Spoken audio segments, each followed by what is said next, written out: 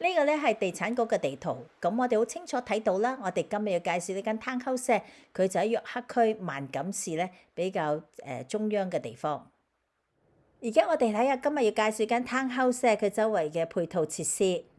佢係位於呢一個 Highway 7同埋 Warden 嘅，係一個叫 Unionville 嘅地方，即係我哋廣東話譯嘅於人村。咁好自然佢就入到呢一個 Unionville High School，係間名列前茅中學。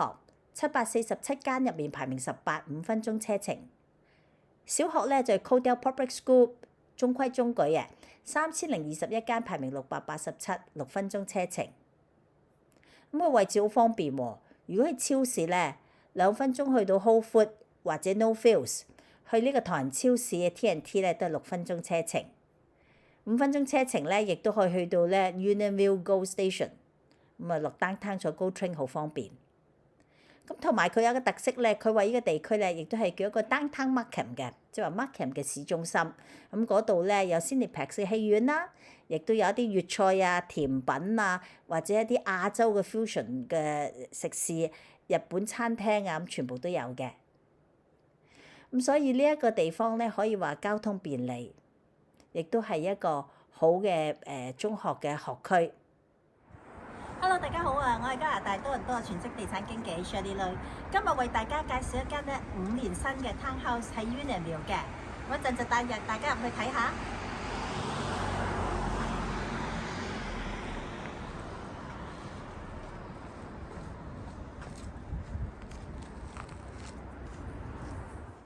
入咗呢間 townhouse， 佢落幾層咧就係一個所謂 basement， 但係其實你都可以當係 above grade， 因為佢只係有幾層嘅啫。咁上面咧就係我哋嘅睡房啊、客廳啊、飯廳同埋主人房。而家我哋先落嚟睇下我哋下面呢個 basement 嘅設計。我哋呢度咧，我哋有一個少少嘅地方，你可以做個 office 咁樣，或者有啲人喜歡可以擺部鋼琴啦。然後過嚟咧，我哋有一個洗衣房，我哋嘅 furnished room， 同埋最特別喎，可以安裝電梯嘅喎，有個位喺處㗎。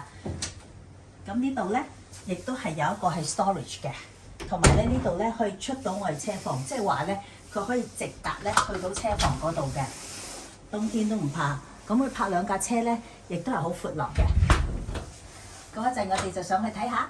入咗大門上幾層咧，就係我哋嘅 main floor 啦，係9尺樓底 ，smooth ceiling 啦，咁同埋做晒 pot light。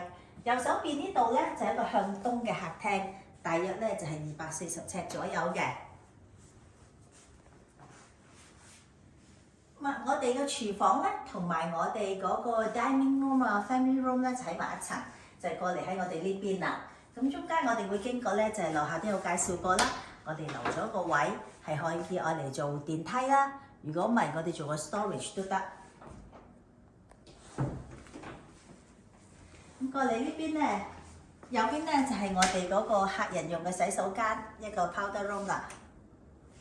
左邊呢度咧就係我哋嘅廚房。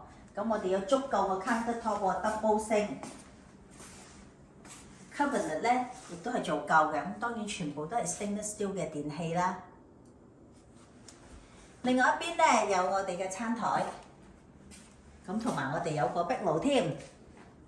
過嚟呢邊咧就係我哋嘅 family room 啦。食完飯，大家人可以坐喺處傾下偈咁。2樓呢度咧係有3間套房，咁我哋先去右手邊嗰邊，我哋經過呢個可以裝電梯嘅地方啦。呢間咧係向東嘅，你見到窗戶好大啦，佢嘅面積咧大約140尺，咁啊好闊落，有一個 walk-in closet。呢度咧有一個係洗手間啦，咁3間套房，咁佢每間都係大一洗手間嘅。呢度有個窗啦，然後咧佢係有個浴缸嘅。由於咧我哋攝影師怕醜，好等我嚟操刀，然後我哋就去翻對面啦。對面咧就係有2間睡房，就亦都係有洗手間嘅。先嚟左手邊呢間，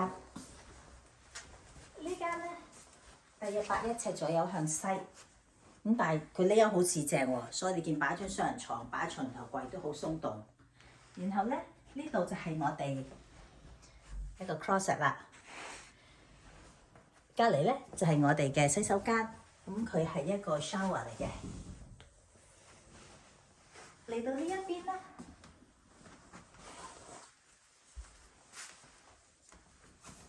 咧，呢間嘅面積咧係大約100尺左右。佢一樣咧就係有 closet， 同埋咧佢一樣咧亦都係有呢一個洗手間嘅。呢個洗手間，然後亦都係一個 shower 嘅洗手間。然後咧我哋會見到啦，佢都有一個 closet 喺處嘅。跟住我哋就上去3樓睇啦。上嚟3樓中間呢度咧，我哋有一個儲物嘅地方。再上去咧就係我哋呢度主人房啦。呢個主人房外面咧有個 sitting area， 接近70尺，咁你可以擺張書台喺做 office 啊，或者擺張 sofa 都得嘅。咁佢咧係有2個陽台嘅喎，呢個係 sitting area 嘅陽台。一陣我哋可以睇下主人房入面嗰個。然後咧，我哋亦都經過咧呢個可以裝 lift 嘅地方啦。行入嚟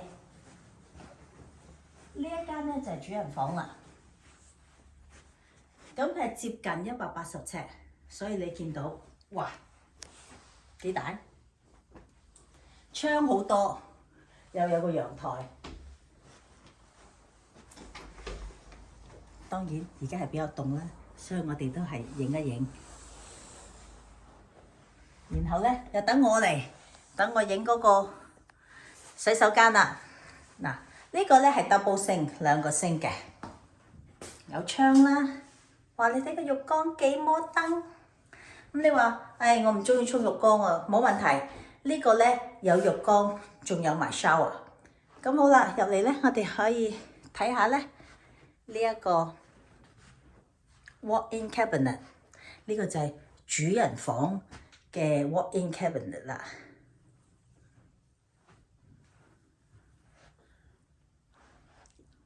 係咪好舒服咧？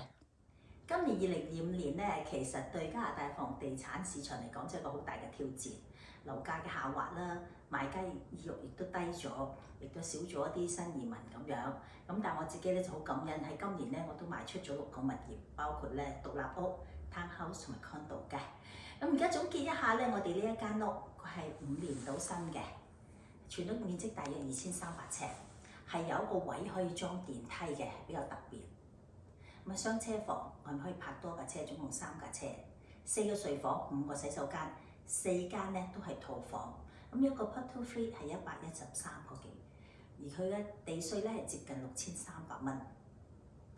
咁全屋9尺樓底 ，basement 8尺，都係 smooth ceiling，叫價咧係134萬8。咁大家朋友，如果你喺加拿大嘅，歡迎你揾我啦，咁我可以帶你哋 showing。如果你係海外嘅朋友咧，我可以幫你拍 video， 亦都分析下樓市嘅走勢。你哋可以通過 WeChat 啊、WhatsApp 啊、email 啊、電話聯絡我嘅，記得俾個 like 同 subscribe 啊，拜拜。